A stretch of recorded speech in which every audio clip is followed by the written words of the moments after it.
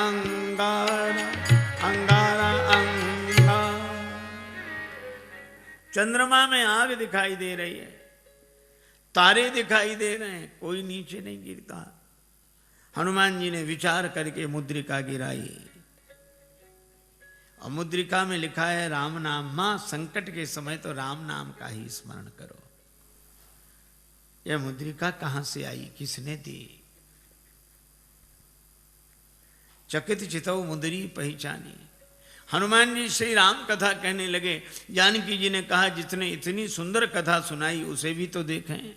हनुमान जी बोले बस माता कथा ही सुंदर है, कथा कहने वाला तो बिल्कुल बंदर है, ये छिपा ही रहे सो अच्छा। पर जानकी माता बोली बंदर ही सही, कथा सुनाने वाला तो सुंदर आवे। हनुमान जी सामने गए, जानकी माता ने देखा, फिर बैठी मन विस्मय भयो। हनुमान जी ने कहा राम दूत मैं मातु जानकी। हे माता मैं राम जी का दूत हूं, सत्य शपथ करुणा निधान की। और ये कहते कहते हनुमान जी के आंखों से आंसू बरसने लगे। कपि के वचन सप्रेम सुनि उपजा मन विश्वास, जाना मन क्रम वचन यह कृपा सिंधु कर दास। नरवानरई संग कहु कैसे, कही कथा भई संगति जैसे।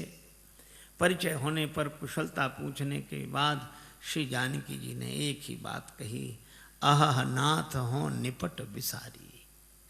भगवान ने हमें भुला दिया। हनुमान जी बोले नहीं माता, भगवान ने आपको नहीं भुलाया। तो जयंत के पीछे तो बाण लगा दिया, चरण पर चंचुका प्रहार करने वाले के पीछे बाण, और हरण करने वाला अब तक आराम से बैठा है। श्री हनुमान जी ने कहा माता वहां भगवान के पास धनुष बाण कहां था?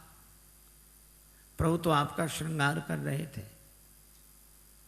जानकी माता बोली हाँ बेटा, प्रभु ने उन्हीं लकड़ी की सींकें उठाई, एक को धनुष बनाया एक को बाण। तो सींक क्या बाण बनी होगी? नहीं नहीं, प्रभु का संकल्प है। तो मां औरों को तो सींक ही दिख रही होगी, बाण है ये तो पता आपको होगा। हाँ, तो हनुमान जी बोले ऐसा भी तो हो सकता है कि हरण करने वाले रावण के पीछे किसी और रूप में बाण को लगा दिया हो। और रूप में? किस रूप में? हनुमान जी ने कहा कि माता सामने देखो, ये वानर के रूप में राम जी का बाण ही है। जिम अमोघ रघुपति कर बाना, एही भांति चले हनुमाना। ये बाण है। धनुजवन कृशानुम, रघुपति बाण कृशान, श्री हनुमान जी कहते हैं। जननी हृदय धीर धरु जरे निशाचर जान, ये राम जी का बाण है। सिंह के रूप में जयंत के पीछे बाण लगाया और बानर के रूप में रावण के पीछे बाण को लगा दिया। बेटा हनुमान अच्छा किया कि तुमने हमें बता दिया, तुम न बताते तो मैं कैसे जानते। हनुमान जी ने कहा कि माता मैं भला आपको बताऊंगा, आपको स्वयं पता लग गया। और आपने रावण से कह भी दिया।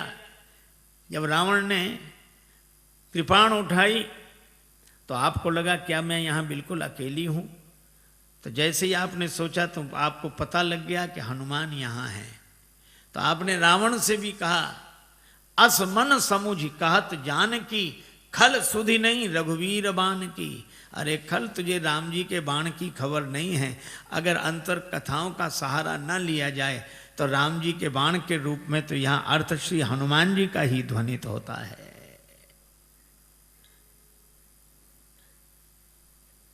हनुमान जी बोले माता चिंता मत करो, राम जी आएंगे, साथ में हम सब लोग रहेंगे। अब इतने छोटे से हनुमान जी श्री जानकी माता से कहें कि निश्चिंत रहो, हम लोग रहेंगे।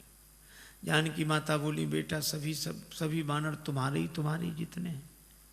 हनुमान जी बोले हम तो उनमें बहुत बड़े हैं, बाकी सब छोटे छोटे हैं, हम सीनियर हैं, बाकी जूनियर। जानकी माता बोली तो हो चुका हमारा उद्धार, हमको हंसी लगी।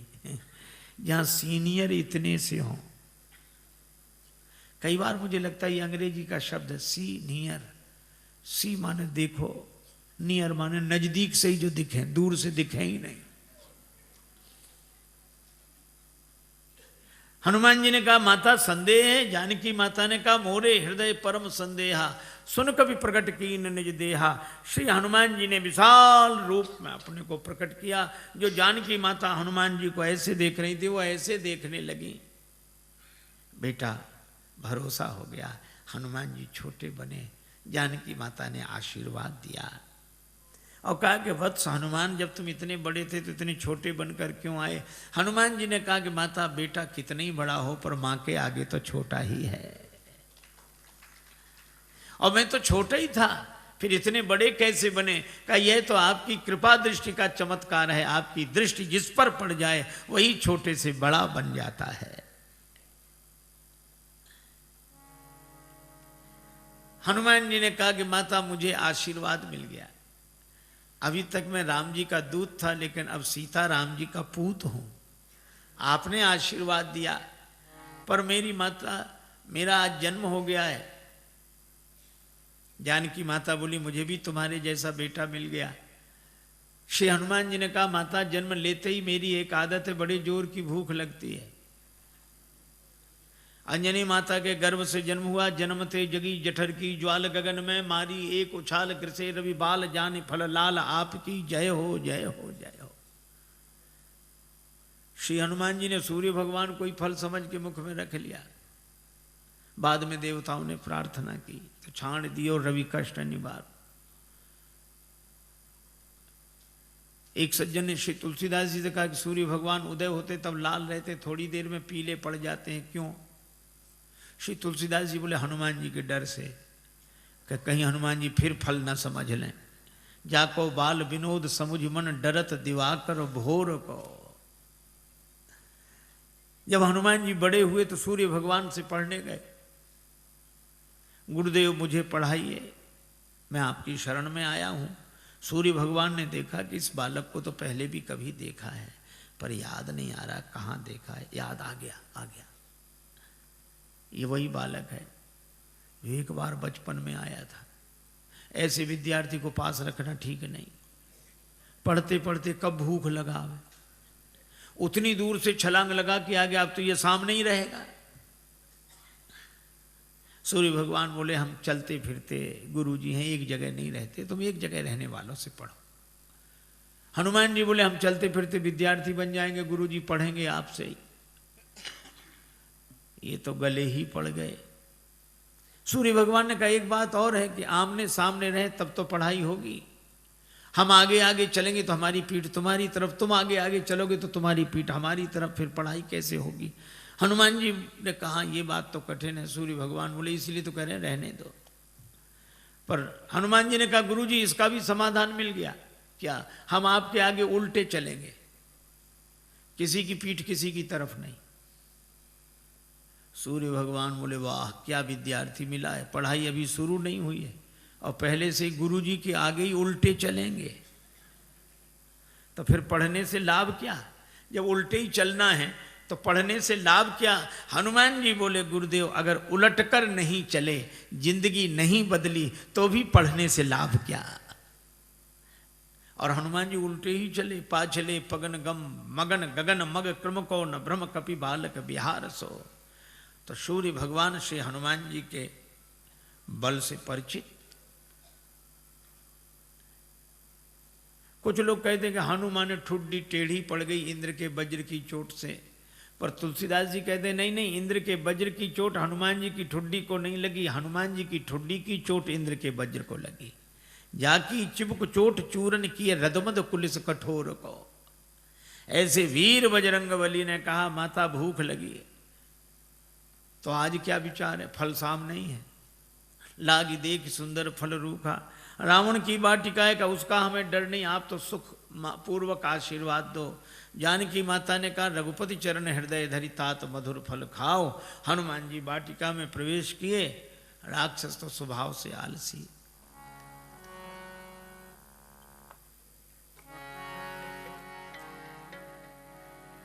चले नाहि सिर पैठी बागा चले नाई सिर बैठे। बागा चले नाई सिर बैठे। बागा चले नाई सिर बैठे। फल खायसी तरु तोरे लागा सिर पे। नाद चले नाय सिर बैठे। बागा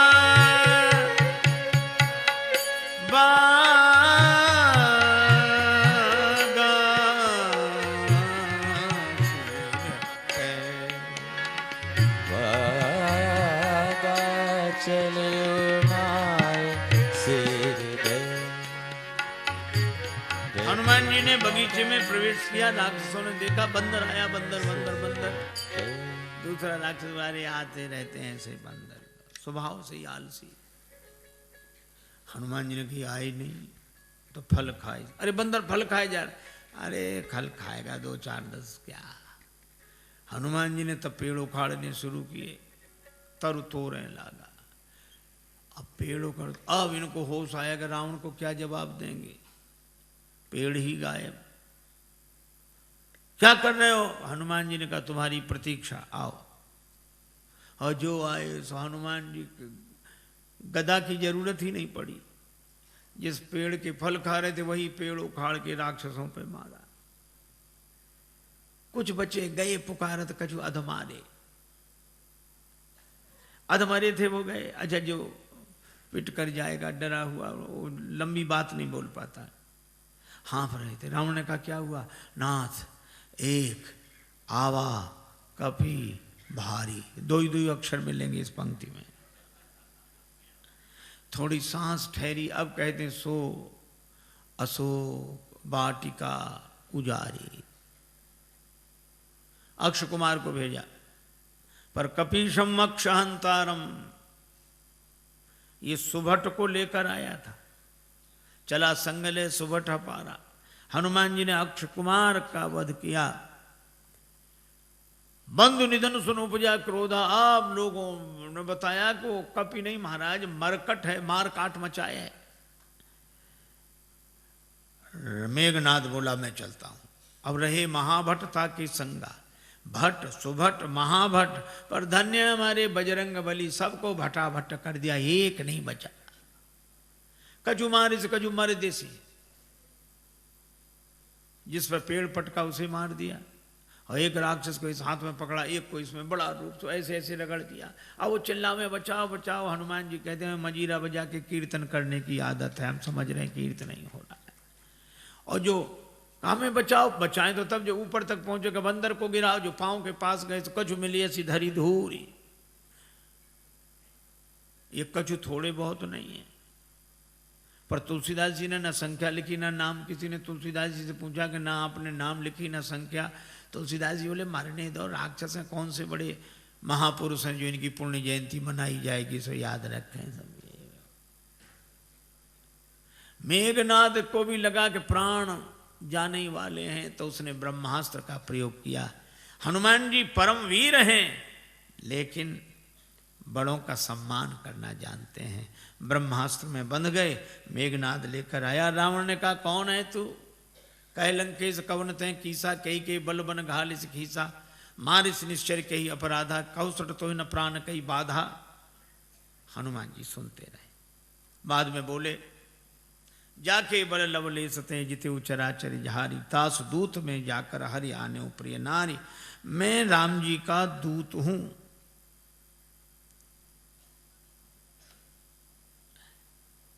विनती करता हूं, विनती करो जोरी कर रावण सुनो मान तज मोर सिखावन। पर रावण ने उस विनती को सुना नहीं। बोला मुझे समझा रहे, मुझे समझाने का फल जानते हो? हनुमान जी ने कहा कि हाँ फल तो जानते हैं, क्या फल है? हमारे यहाँ सम्मान होता है उपदेश देने वालों का। रावण बोला सम्मान नहीं, हमारे यहाँ सम्मान नहीं मिलेगा। मृत्यु निकट आई खल तो ही, काल की अधिष्ठात्री शक्ति मृत्यु को रावण ने हनुमान जी के बगल में खड़ा कर दिया। हनुमान जी डरे नहीं। रावण बोला मौत तुम्हारे बगल में खड़ी है, तुम डरते नहीं हो? हनुमान जी ने कहा कि रावण मौत हमारे बगल में खड़ी जरूर है, लेकिन देख तुम्हें रही है। रावण बोला हमें देख रही तो तुम्हारे पास क्यों खड़ी है? हनुमान जी बोले हमसे तो पूछने आई है कि रावण का अभी मामला साफ करना है कि बाद में, तो अभी तो हम उसे रोके, फिर तो जो होगा सो होगा ही। रावण को बड़ा क्रोध आया, मार डालो राक्षस को। राक्षस मारने दौड़े। हनुमान जी ने मन ही मन सोचा कि जानकी माता को बचाने के लिए मंदोदरी आ गई, तो मुझे भी बचाने के लिए कोई आएगा। और इतना ही जैसे ही राक्षस मारने दौड़े तो सचिवन सहित विभीषण आए। और कोई सजा दे दो। रावण बोला बंदर के अंग भंग कर दिए जाएं। हनुमान जी ने सोचा पता नहीं कौन से अंग भंग किए जाते हैं। पूंछ लटक रही थी पीछे। रावण ने कहा अंग भंग करो, तो हनुमान जी ने पूंछ पकड़ी दोनों हाथों से, माथे से लगाते, पूंछ को देखते फिर माथे से, 2 बार ऐसा किया। रावण बोला समझ गया, कपि के ममता पूंछ पर, इसकी ममता पूंछ पर है, सबई कहो समझाए। हनुमान जी ने सोचा कहीं ऐसा ना हो रावण ये कह दे कि एक तलवार मंगाए के पूंछ देहु कटवाए। सरस्वती माता की ऐसी कृपा हुई। रावण बोला तेल बोरी पट बांध पुनि पावक देहु लगाए, बचन सुनत कभी मन मुस्काना, भई सहाय सारद में जाना। राक्षसों ने वही रचना की। तेल तो खत्म, घी खत्म। रावण बोला मूर्खों घी के लिए कहा किसने था? हमने कहा था तेल बोरी पट, तुमने घी। राक्षस बोले हमने सोचा बंदर की पूंछ में थोड़ा बहुत लगेगा, वो तो बढ़ती जा रही है। रावण बोला तेल में ही डुबो कपड़े। हनुमान जी के पास गए कि घी नहीं तेल। हनुमान जी बोले जैसी जिसकी श्रद्धा हो, हमें सब स्वीकार है। अच्छा आपने कभी विचार किया कि रावण को हनुमान जी की पूंछ से क्यों चिढ़ है? रावण को हनुमान जी की पूंछ से चिढ़ है क्यों? आपने देखा होगा पूंछ अंग विशेष को कहते हैं और प्रतिष्ठा को भी पूंछ कहते हैं। कई बूढ़े लोग घर के बाहर मिलते हैं उदास, उनसे पूछो क्यों, क्या बात है? कुछ नहीं, फिर भी अब इस घर में हमारी कोई पूंछ नहीं रही। बोलो है पूंछ की परेशानी की नहीं। उनके घर गए, चाय की कौन कहे, पानी तक के लिए नहीं पूछा। बेटे से कहो तुम पिता को नहीं पूछते हो, वो कहता पिताजी ने हमसे पूछकर काम किया कभी कुछ? सब जगह पूंछ की ही समस्या, और हम अपनी पूंछ आगे रखते हैं पीछे नहीं। और रावण को भी हनुमान जी की पूंछ से ही चिढ़ है। रावण को लगता है लंका हमारी और हमारे यहां इनकी पूंछ। तो ईर्ष्या की आग में जलने वाला पूंछ को जला देना चाहता है, लेकिन जब जब कोई दुर्जन किसी सज्जन की बढ़ती हुई प्रतिष्ठा की पूंछ को मिटाने की चेष्टा करता है, तब तब भगवान की कृपा से उसकी पूंछ और बढ़ती है। बाढ़ी पूंछ की न कभी खेला। आग लगने वाली थी। हनुमान जी ने सोचा नगर में घूमकर देख लें, सभी ने चंदा दिया है, प्रसाद भी तो वहां वैसा वैसा देना पड़ेगा। रावण बोला बंदर को नगर में घूम कर आए, सब जगह से कुछ न कुछ आया, विभीषण के यहाँ से कुछ नहीं, इन्हें प्रसाद नहीं देना। आग लगी, हनुमान जी को पता ही नहीं लगा। देखा कि आग लगी, पावक जरत देखी हनुमंता, भय परम लघु रूप, तुरंत छोटे बन गए और ब्रह्मास्त्र से निकल आए। पर बड़ा विशाल रूप बनाया, बालधी विशाल विकराल ज्वाल जाल मानो, लंक लील वेकों काल रसना पसारी है। चारों तरफ आग, ऐसी आग लगाई। पूंछ तो पहले से ही लंबी, जैसे बगीचे में बैठकर आदमी पाइप से पानी देता, यहाँ वहाँ वहाँ, हनुमान जी ने ऐसे आग लगाई चारों तरफ। रावण ने बड़ी कोशिश की, बादलों से कहा बरसो, बादल बोले जो आ गया। उसी समय हवा इतनी तेज चली कि पानी बरसे बादल बरसे लंका में, और पानी गिरे 2 किलोमीटर दूर उधर जाके जहां आग नहीं थी। रावण ने प्रलय के बादल बुलाए, प्रलय पयोधि बोले, वो भी नहीं बुझा सके। राम रोष पावक सो जरई, लंका जलकर राख हो गई। और हनुमान जी जानकी माता के पास पूंछ बुझाकर छोटा रूप बनाकर, जानकी माता ने कहा, वत्स मुझे तो बड़ा डर हो रहा था, लंका जल गई, तुम्हारी पूंछ का बाल भी नहीं जला। क्यों? हनुमान जी ने कहा कि माता, लंक जला के जली भी नहीं, हनुमंत विचित्र है पूंछ तुम्हारी। जानकी माता कहती हैं, लंक जला के जली भी नहीं, हनुमंत विचित्र है पूंछ तुम्हारी। कौन सा जादू राजेश भरा, हंसी पूछती हैं मिथिलेश दुलारी। हनुमान जी कहते हैं, बोले कपि ही राघव आगे, हृदय में आगे राम जी बैठे। बोले कपि ही राघव आगे है, पीछे है पूंछ रहस्य है भारी। वानर को भला पूछता कौन, श्री राम के पीछे है पूंछ हमारी। आगे राम जी के पीछे ही हमारी पूंछ है, नहीं तो कौन पूछता। माता, लंका साधारण आग में नहीं जली, पावक में जली। राम रोष पावक, तो तुम्हारी पूंछ बची कैसे? का उस पावक में आप भी तो रह रही हैं माता। जानकी माता बड़ी प्रसन्न हुई, आशीर्वाद दिया। चूड़ामणि लेकर हनुमान जी विदा हुए। जानकी माता ने कहा कि प्रभु को प्रणाम कहना। संदेशा लेकर हनुमान जी आए। भगवान को पता लगा। हनुमान जी ने कहा कि जानकी माता की अत्यंत विपत्ति है। भगवान बोले, विपत्ति तो तब होती है जब कोई भजन न करे, पर जानकी माता भजन कर रही तो अति विपत्ति। इसका अर्थ कोई भजन करे तो अति विपत्ति, न करे तो केवल विपत्ति। हनुमान जी ने कहा, हाँ प्रभु। कहा कैसे? कहा कोई भजन करता है तो वह भगवान को याद कर रहा है, कोई भगवान को याद न करे तो विपत्ति, लेकिन कोई भगवान का भजन करे और भगवान ही उसे भूल जाए तो अति विपत्ति। श्री सीता जी ने आपको नहीं भुलाया, आपने सीता जी को भुलाया। नेत्र भर आए भगवान के। हनुमान, मैं तुमसे उऋण नहीं।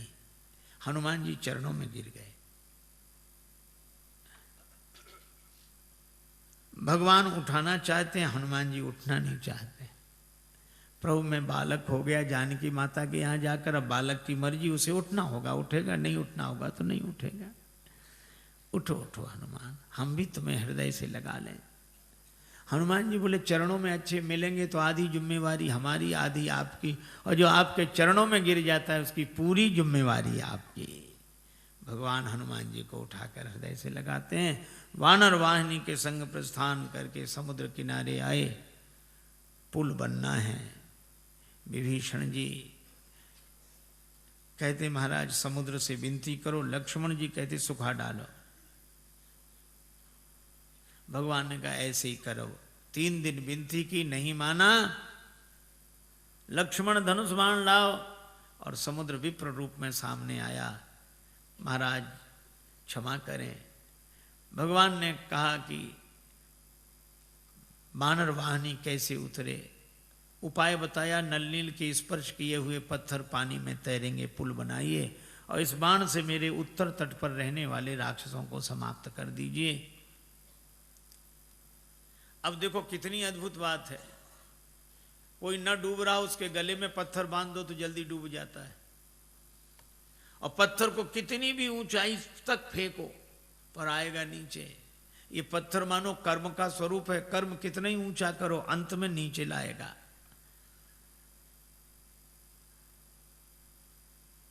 और ये पत्थर डुबाता है, हाँ, देहाभिमानी को डुबाता है, लेकिन नल छू दे इसे, विवेक वैराग्य के द्वारा छू दो तो ये पत्थर तैरने वाला बन जाता है।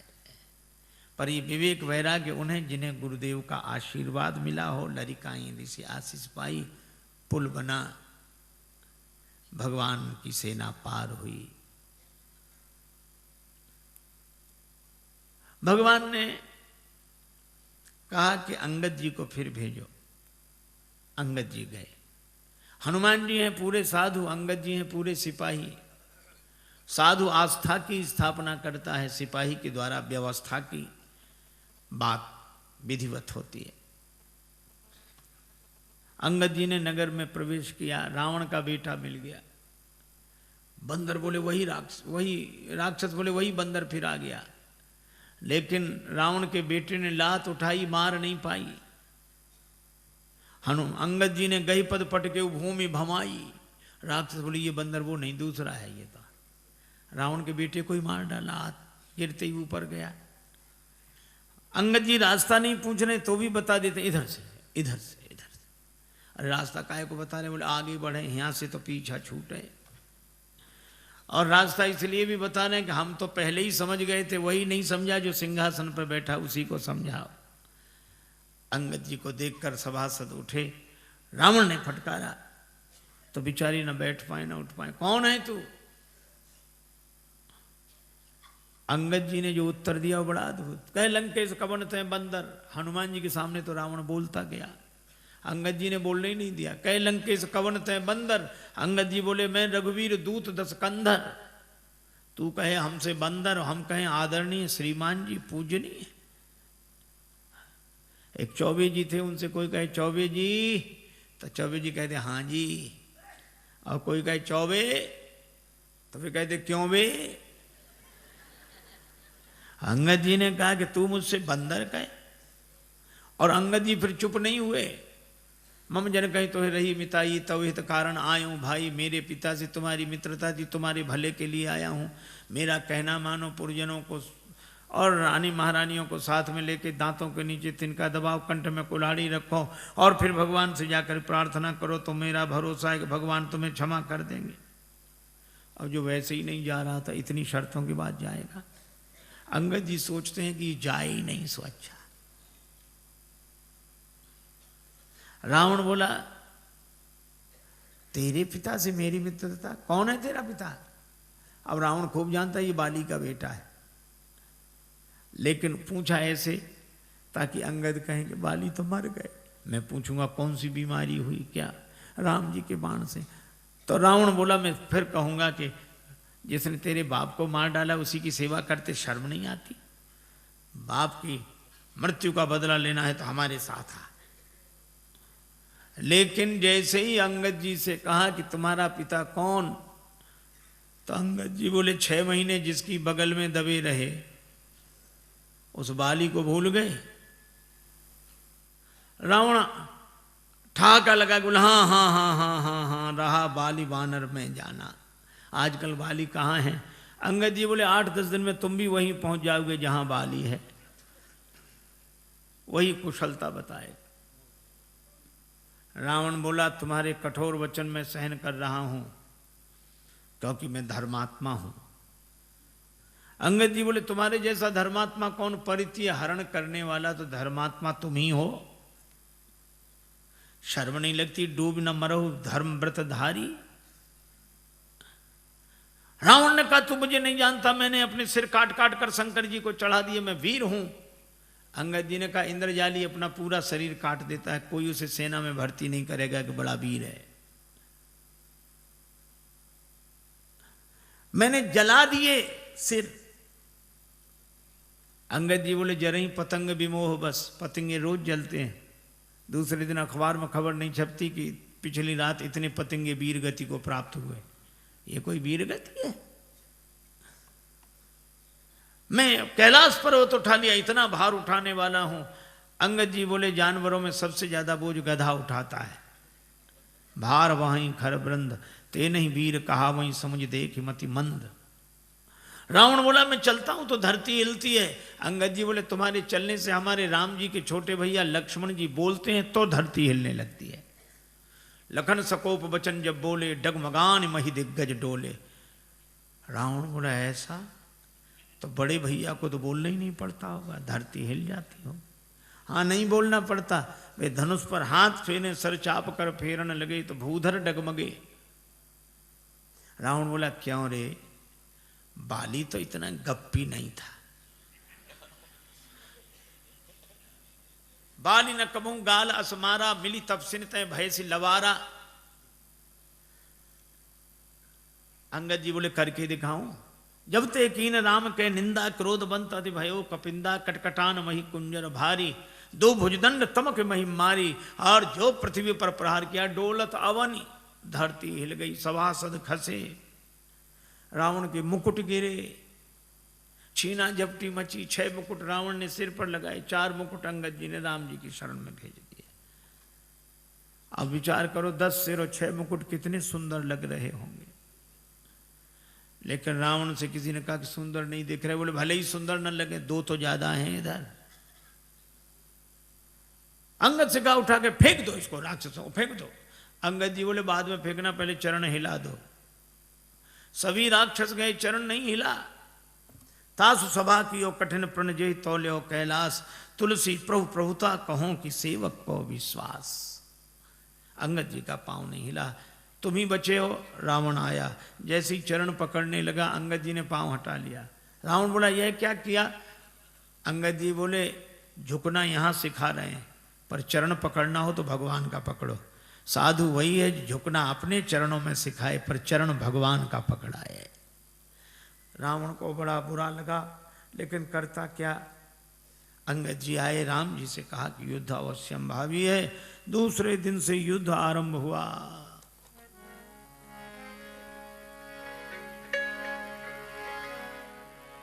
उत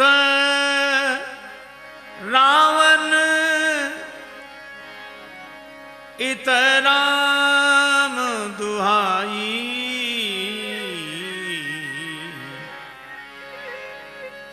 जयति जयति कर परी लड़ाई। जयत जयत कर लड़ाई जयत जयत जय परी लड़ाई। जयति जयति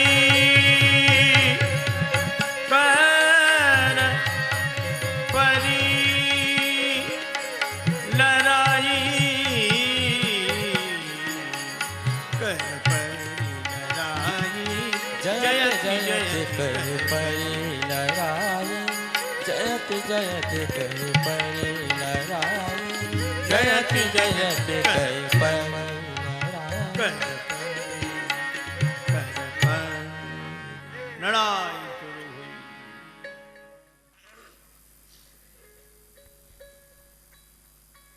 मेघनाद आया। हनुमान जी जहां लड़ते मेघनाद उस दरबार